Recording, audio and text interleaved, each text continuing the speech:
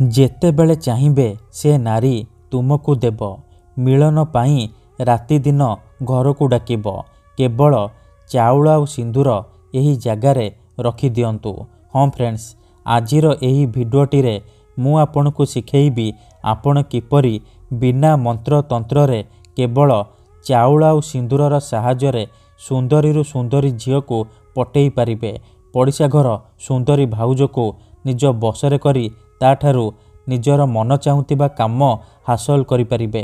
ଏହି ବଶୀକରଣ କରିବା ପାଇଁ ଆପଣଙ୍କୁ କୌଣସି ପ୍ରକାର ମନ୍ତ୍ରତନ୍ତ୍ର କରିବାକୁ ପଡ଼ିବନି କିମ୍ବା କୌଣସି ପ୍ରକାର ପଇସା ଖର୍ଚ୍ଚ କରିବାକୁ ପଡ଼ିବନି।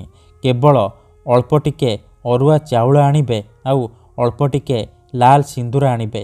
ଏଥିରେ ମୁଁ ଆଜି ଆପଣଙ୍କୁ ଶିଖେଇବି ଝିଅ ପଟେଇବା ପାଇଁ ବଶୀକରଣ ବିଦ୍ୟା, ନାରୀ ମୋହିନୀ ବଶୀକରଣ ବିଦ୍ୟା। କେବଳ ଆପଣଙ୍କୁ ଚାଉଳ ଆଉ ସିନ୍ଦୁର ଏହି ଜାଗାରେ ରଖିବାର ଅଛି।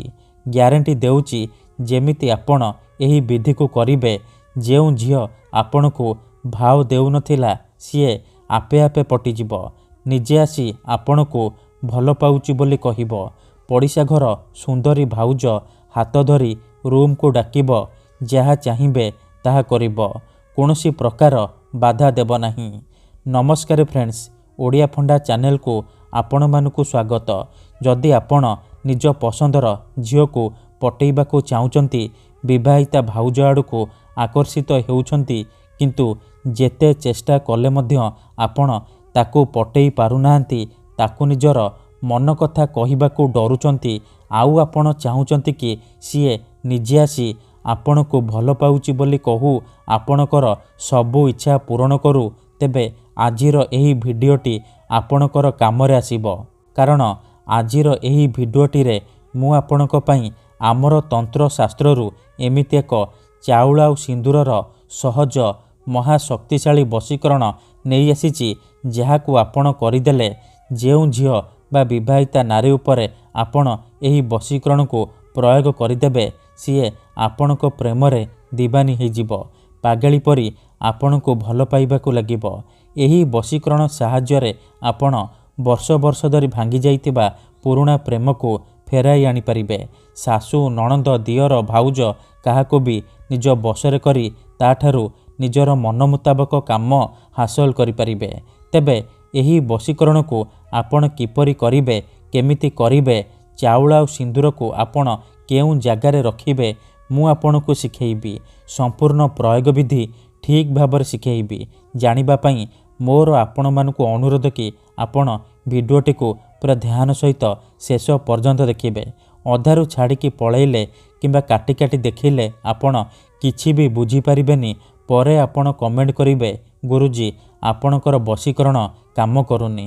ତେଣୁ ମୋର ଆପଣମାନଙ୍କୁ ଅନୁରୋଧ କି ଆପଣ ଭିଡ଼ିଓଟିକୁ ପୁରା ଧ୍ୟାନ ସହିତ ଦେଖନ୍ତୁ, ପ୍ରୟୋଗ ବିଧିକୁ ଠିକ୍ ଭାବରେ ବୁଝନ୍ତୁ, ତାପରେ ଆପଣ ବଶୀକରଣ କରିବା ପାଇଁ ଯିବେ। ଏହି ବଶୀକରଣକୁ ପ୍ରୟୋଗ କରି ହଜାର ହଜାର ଲୋକମାନେ ଲାଭବାନ ହୋଇଛନ୍ତି। ନିଜ ପସନ୍ଦର ଝିଅକୁ ମୁହୂର୍ତ୍ତକ ଭିତରେ ପଟେଇ ପାରିଛନ୍ତି। ତେଣୁ ଆପଣ ବି ମାତ୍ର ଗୋଟିଏ ଥର ମୋ କଥା ମାନି ଚାଉଳ ଆଉ ସିନ୍ଦୁର ଏହି ଜାଗାରେ ରଖିକି ଦେଖନ୍ତୁ। ଗ୍ୟାରେଣ୍ଟି ଦେଉଛି କିପରି ସେ ଝିଅ ଆପେ ଆପେ ପଟିଯିବ। ଯେଉଁ ପଡ଼ିଶା ଘର ଭାଉଜକୁ ଆପଣ ଦିନରାତି ଭାବୁଛନ୍ତି, ସିଏ ନିଜେ ଫୋନ୍ କରିକି ରୁମ୍କୁ ଡାକିବ। ଯାହା ଚାହିଁବେ ତାହା କରିବ। ତେବେ ଏହି ବଶୀକରଣ ବିଧି ଜାଣିବା ପୂର୍ବରୁ ମୋର ଗୋଟିଏ ଛୋଟିଆ କଥା ମନେ ରଖନ୍ତୁ। ଯେଉଁପରି ଆପଣ ଭଗବାନଙ୍କୁ ମାନୁଛନ୍ତି, ଭଗବାନଙ୍କ ଉପରେ ବିଶ୍ୱାସ ରଖିଛନ୍ତି, ନିଜର ସବୁ ଦୁଃଖ କଷ୍ଟ ଅସୁବିଧା ଭଗବାନଙ୍କୁ ଜଣାଉଛନ୍ତି, ଯଦି ସେ ଅସୁବିଧାର ସମାଧାନ ନ ହେଲା ତାହାର ମାନେ ନୁହେଁ କି ଭଗବାନ ନାହାନ୍ତି। ସେହିପରି ତନ୍ତ୍ର ମନ୍ତ୍ର ହୁଏ, ବଶୀକରଣ କାମ କରେ, କିନ୍ତୁ ଏହାକୁ ଆପଣଙ୍କୁ ସିଦ୍ଧ କରିବାକୁ ପଡ଼ିବ। ପ୍ରୟୋଗ ବିଧିକୁ ଠିକ୍ ଭାବରେ କରିବାକୁ ପଡ଼ିବ। ମନ୍ତ୍ର ଠିକ୍ ସେ ପଢ଼ିବାକୁ ପଡ଼ିବ। ମୁଁ ଆପଣଙ୍କୁ ଯେମିତି ଶିଖେଇବି ଆପଣଙ୍କୁ ଠିକ୍ ସେହିପରି କରିବାକୁ ପଡ଼ିବ। ତେବେ ଯାଇ ମୁଁ ଆପଣଙ୍କୁ ଗ୍ୟାରେଣ୍ଟି ଦେଉଛି ଆପଣ 100ରୁ 100% ସଫଳ ହେବେ। ଠିକ୍ ଅଛି, ତେବେ ଚାଲନ୍ତୁ ଜାଣିବା ଚାଉଳ ଆଉ ସିନ୍ଦୁରର ଏହି ବଶୀକରଣ ଆପଣ କିପରି କରିବେ। ମନେ ରଖନ୍ତୁ, ଏହି ବଶୀକରଣ ବିଧିକୁ ଆପଣ କେବଳ ମଙ୍ଗଳବାର କିମ୍ବା ଶନିବାର ଦିନ କରିବେ। କେଉଁ ବି ସମୟରେ କରିପାରିବେ। କିନ୍ତୁ ବିଧିଟି କରିବା ପୂର୍ବରୁ ଭଲ ଭାବରେ ହାତ ଗୋଡ଼ ମୁହଁ ଧୋଇକି ସଫା ବସ୍ତ୍ର ପିନ୍ଧିକି ଆପଣ ଏହି ବଶୀକରଣକୁ ଆରମ୍ଭ କରିବେ। ପ୍ରଥମେ ଆପଣ କ'ଣ କରିବେ, ଅଳ୍ପ ଟିକେ ଅରୁଆ ଚାଉଳ ଆଉ ଅଳ୍ପ ଟିକେ ଲାଲ ସିନ୍ଦୁର ଆଣିବେ। ତାପରେ କୌଣସି ଏକ ଜାଗାରେ ଦକ୍ଷିଣ ଦିଗକୁ ମୁହଁ କରିକି ବସି ପଡ଼ିବେ। ଧ୍ୟାନ ରଖିବେ, ଯେଉଁଠାରେ ଆପଣଙ୍କୁ କେହି ଦେଖିବେନି କିମ୍ବା ଅଧାରୁ ଡାକିବେନି। ତାପରେ ଚାଉଳ ଆଉ ସିନ୍ଦୁର ଯେଉଁ ଆଣିଛନ୍ତି ତାକୁ ଆପଣ ଏକାଠି ମିଶେଇବେ। ମିଶେଇବା ସମୟରେ ଆପଣ ସେଇ ଝିଅ ବା ମହିଳାକୁ ମନେ ମନେ ଭାବିବେ, ତାର ମୁହଁକୁ ନିଜ ମନରେ ଭାବିବେ। ତାପରେ ଏହି ମନ୍ତ୍ରକୁ 21 ଥର ପଢ଼ିଦେବେ। ଓମ୍ ଚନ୍ ଚାମୁଣ୍ଡାୟ ଆମୁକଂ ମେ ବଶ୍ୟମ୍ କୁରୁ କୁରୁ ସ୍ୱାହା। ଆମୁକଂ ଜାଗାରେ ଆପଣ ସେଇ ଝିଅ ବା ମହିଳାର ନାମ କହିବେ ଯାହାକୁ ଆପଣ ପଟେଇବାକୁ ଚାହୁଁଛନ୍ତି। ମନ୍ତ୍ରକୁ 21 ଥର ପଢ଼ି ସାରିବା ପରେ ସେ ଚାଉଳ ଆଉ ସିନ୍ଦୁର ଯେଉଁ ମିଶେଇଛନ୍ତି ସେଥିରେ 3 ଥର ଫୁଙ୍କିଦେବେ। ଏତିକି କରିସାରିବା ପରେ ଆପଣ କ'ଣ କରିବେ, ସେ ଚାଉଳ ଆଉ ସିନ୍ଦୁରକୁ ଖଣ୍ଡେ କଳା କପଡ଼ାରେ ବାନ୍ଧିକି ଆପଣ କ'ଣ କରିବେ, ଯେଉଁ ଝିଅ ବା ବିବାହିତା ମହିଳାକୁ ଆପଣ ବଶରେ କରିବାକୁ ଚାହୁଁଛନ୍ତି ତା ଘରର ମୁଖ୍ୟ ଦ୍ୱାର ବା ମୁଖ୍ୟ ଗେଟ୍ ପାଖରେ ରଖିଦେଇ ଚୁପଚାପ ଘରକୁ ଫେରି ଆସିବେ।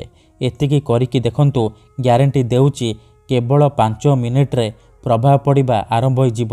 ସେ ଝିଅ ହେଉ ବା ବିବାହିତା ଭାଉଜ ଆପଣଙ୍କ ଆଡ଼କୁ ଆକର୍ଷିତ ହେବାକୁ ଲାଗିବ।